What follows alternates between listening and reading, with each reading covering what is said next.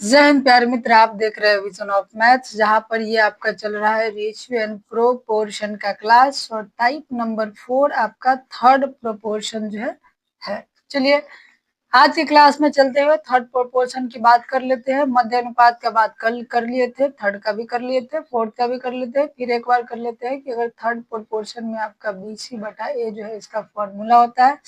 Third proportion में ये नहीं होता है आपका। थर्ड प्रोपोर्शन का फॉर्मूला होता है आपका बी स्क्वायर बटा ए और फोर्थ प्रोपोर्शन का फॉर्मूला होता है BC बटा ए। इस पर हमने कल डिटेल में चर्चा की हुई थी। चलिए तो आज डायरेक्ट हम सवालों से चलते हैं।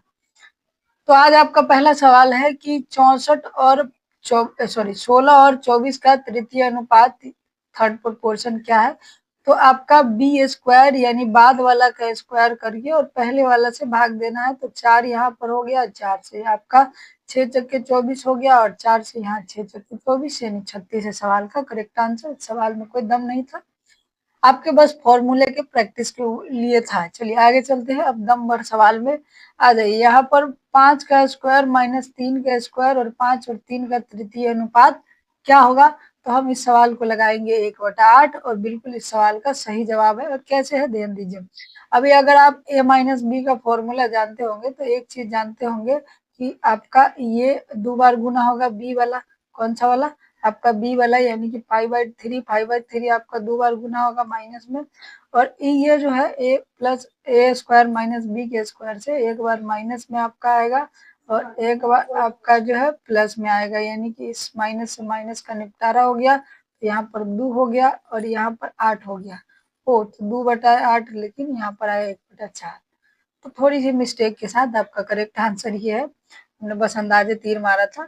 ठीक, चलिए अब इसको दूसरे तरीका से भी बता सकते हैं। आ जाइए, दूसरा तरीका डायरेक्ट है। आपको अगर स्क्वायर व स्क्वायर जो है याद है, हालांकि डायरेक्ट वाला ही ठीक है। 25 में से 9 गया आपका 16 हो गया और यहाँ से उल्टा लिख दिया भाई, उल्टा से याद है। आपका यहाँ पर क्या हो गया, तो 2 और 2 4 हो गया और 25 में से 9 गया आपका 16 हो गया। तो 1/4 इस सवाल का करेक्ट आंसर बिना कैलकुलेशन के। तो चलिए चलते हैं अगले सवाल की ओर। अगला काफी बेहतरीन सवाल, और इस सवालों को हम 5 स्टार रेटिंग देते हुए काम करेंगे। और इस तरीके के सवालों में देखिए, सवाल टफ नहीं है लेकिन सवाल कंफ्यूजिव है। तो हम क्या करेंगे, इस सवालों में एक डेटा को रैंडम मान लेंगे। जैसे हम मान लेते हैं कि b बराबर 2 होगा और a बराबर 1, एक रैंडम डेटा मान लेते हैं। तो यहाँ पर अभी जो सॉल्व किए उसी चीज को सॉल्व करेंगे, यानी कि यहाँ 2 का स्क्वायर माइनस 1 का स्क्वायर हो जाएगा, यानी कि 4, 4 में से 1 गया 3, कितना आ गया 3। यानी कि ये इसका अगर हम मान निकाले तो 2 दूना 4 और 4 में से आपका 2 जाएगा, क्योंकि आपका 1 और 2 2 होगा, यानी आ गया 2। तो ऊपर में आएगा 2 गुने 2 बटा में 3, यानी कि 4/3, कितना आ जाएगा 4/3। और ऑप्शन को आप चेक कर लीजिए 4/3 कौन आएगा। तो यहाँ पर पहले बटा 3 का इस्तेमाल करेंगे। तो ध्यान दीजिए 2 1 3 2 1 3 2 1 3 2 1 3 सब में है। ठीक, अभी 2 का स्क्वायर 4 ही है और यहाँ पर ध्यान दीजिए तो 2 में से 1 जाएगा, 1 बच जाएगा, यानी 4/3 ऑप्शन ये है। यहाँ पर नहीं होगा क्योंकि ये माइनस में आ जाएगा। यहाँ पर आप देखिएगा तो आपका जो है 1 का स्क्वायर यानी 1 बटा आएगा, और यहाँ पर हम देखेंगे तो 1 बटा में 3 आएगा, लेकिन हमको 4/3 चाहिए। तो इस तरीके से आप बना सकते हैं, एक है। दूसरा है, आप जैसे फॉर्मूले बेसिस पर बनाना चाहे वैसे बना सकते हैं। अगर हम ऊपर वाला में से b को कॉमन ले ले तो यहाँ पर क्या बच जाएगा, b माइनस में a, और नीचे वाला ये चीज 2 बार होगा आपका, क्या बार 2 बार, यानी b माइनस में a। ठीक, तो यहाँ पर क्या आएगा आपका, तो यहाँ पर आपका आएगा b माइनस में a और एक बार आएगा b प्लस में a।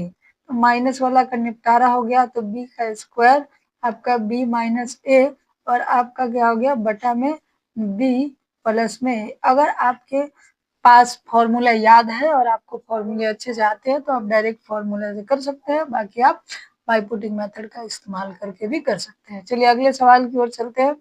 अगला और काफी बेहतरीन सवाल कि 3x स्क्वायर और 4x स्क्वायर का तृतीय अनुपात 48 है, तो y का धनात्मक मान क्या होगा। यानी कि इसका 4x इंटू वाई और 4x इंटू वाई बटा में 3x का स्क्वायर बराबर है 48। तो आपका x से x का निपटारा हो गया, 4 से आपका हो जाएगा यहाँ पर क्या मरतबे, तो आपका हो गया 12 मरतबे और 4 से हो गया ये 3 मरतबे। 4 से कितना हो गया 3, यानी y का स्क्वायर का मान कितना आ गया 3। तो y का मान कितना आ जाएगा 3। इस सवाल का करेक्ट आंसर हो जाएगा। बाकी देखिए आप डायरेक्ट भी कर सकते हैं, कैसे ध्यान दीजिए। यहाँ पर x का स्क्वायर है, इसका मतलब ये दोबारा गुना होगा तो 2x होगा, यानी ये x का कोई मतलब बन नहीं रहा है। x का कोई मतलब बन नहीं रहा है। तो अगर आप थोड़ा सा दिमाग को दिमाग दे तो यहाँ पर आप देख पा रहे होंगे कि 4y इंटू में 4y और बटा में बस 3 बच रहा है। और यहाँ पर आपका 48, तो 16 से आपका कट जाएगा 3 मरते में, यानी y का स्क्वायर कितना हो गया 3 तिहाई 9, यानी y का मान आपका कितना हो गया 3। हालांकि गुना करने का कोई जरूरी नहीं था। और अगर इस तरीके से आप सोच पाते हैं तो आप इस सवाल को डायरेक्ट बना लेंगे। चलिए अगले सवाल की ओर चलते हैं। आपका ये आपका अच्छा पीछे चला गया भाई, आगे जाना है, आगे आ जाइए। वह छोटी से छोटी धनात्मक संख्या कौन होगी जिसे 2 और 3 में से घटा देने पर उनका तृतीय अनुपात 4 है। यानी कि हम 2 में से घटा देते हैं और 3 में से घटा देते हैं कोई भी संख्या, तो इसका तृतीय अनुपात कितना आना चाहिए, बीच में माइनस। तृतीय अनुपात कितना आना चाहिए, तो आपका 2 माइनस एक्स बराबर 4। अब इस सवाल को अगर हम बनाते हैं नॉर्मल तरीके से तो वहां पर क्या होगा कि आपका एक्स स्क्वायर आएगा, यानी तो यहाँ पर 9 माइनस एक्स का स्क्वायर, यहाँ पर 4 गुना 8 माइनस में 4x, यानी कि अगर आप देख पा रहे होंगे तो एक्स का स्क्वायर माइनस 4x और माइनस में यहाँ पर क्या बच जाएगा, तो यहाँ पर आपका 8 और ये 9 आ जाएगा तो माइनस में 1। तो इस तरीके से जो है बनेगा आपका, अगर मेरे कैलकुलेशन में कोई गड़बड़ी नहीं है तो आपका इस तरीके से बन के आएगा। लेकिन आप इस तरीके से बनाएंगे आपका मामला जो है गड़बड़ा जाएगा। तो आ जाइए कैसे बनाना है, ऑप्शन बेसिस पर।